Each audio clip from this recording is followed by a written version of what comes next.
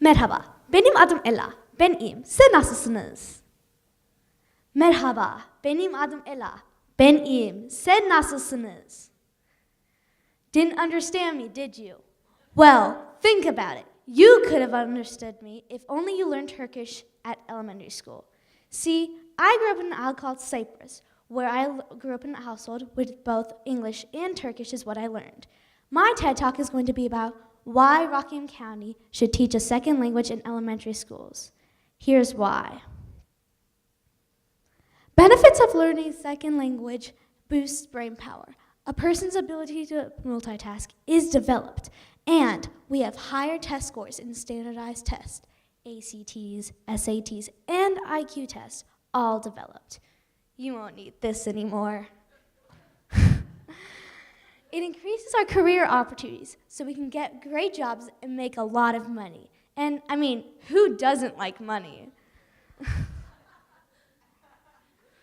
Learning a second language later in life is much harder than learning it at a younger age.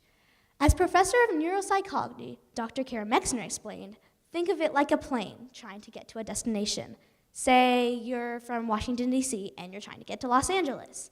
If you learn at a younger age, you go from Washington, D.C. to Los Angeles like that. But if you learn it later in age, you go from Washington, D.C. to Chicago, to Las Vegas, to Phoenix, and then finally you arrive in Los Angeles. The critical period hypothesis is the best time to learn a second language is up until the age of adolescence. So, we need to learn a second language before the age of 12, as you can see on this chart. As you're younger, it's a much higher chance, but as you grow older, it slowly decreases. Now, the reason why Rockingham County should teach a second language in elementary school is because of myelination. Think of your brain in a forest. Think of a tree, actually, in a forest. And you're trying to get rid of the big leaves and trying to prune down the tree. So myelination is the pruning of the tree, aka the brain. So you're trying to get rid of the brain, and myelination is pruning of the brain. And as we grow older, we gradually lose brain cells. So we need to learn a language before we lose those brain cells in hope to learn a second language.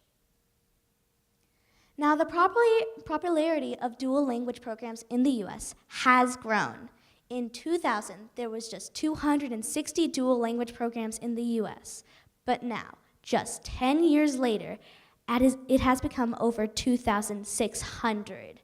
Most of the popular dual language programs in the US are Spanish, Mandarin, and French. And it's very important that the US Department of Education has an Office of Early English Learning Acquisition devoted to dual language learning.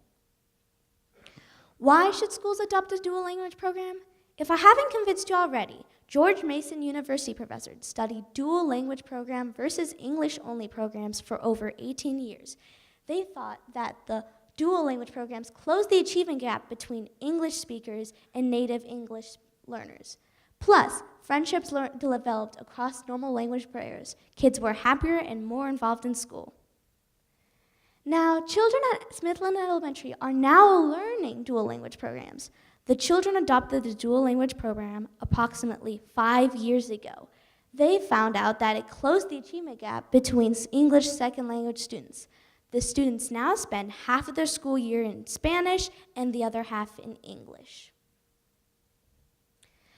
Now, is it easy to learn a second language? The honest answer is no. It's not true that children are just natural learners of second language. Dual language requires effort, reinforcement, and lots of help from parents, teachers, and the school system. But in the end, it's better if we learn a second language in the elementary school rather than later. Teşekkür ederim. Thank you.